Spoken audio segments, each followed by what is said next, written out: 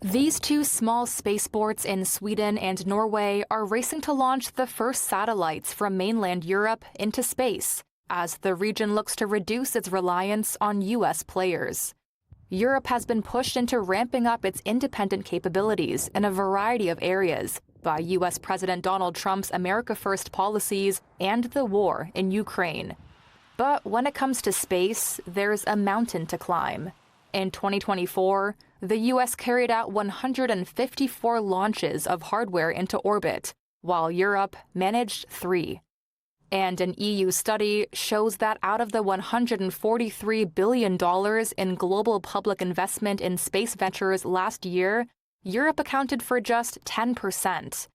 Stefan Gustafsson, former chief strategist at the Swedish Space Corporation, said Europe needs to catch up, and quickly. Europe lacks defense space infrastructure to a dangerous degree, so we really need to put efforts there, and that is done now.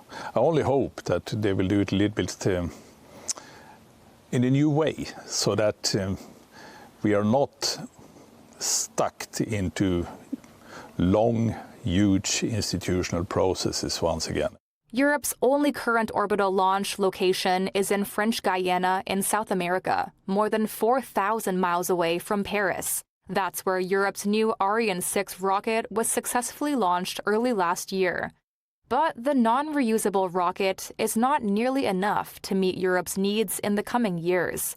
That's why S-Range in northern Sweden and Andøya in northern Norway are so important, said Gustafsson. Andøya Spaceport has a license for 30 launches per year. In March, the site conducted the first test launch of a small rocket made by a German startup.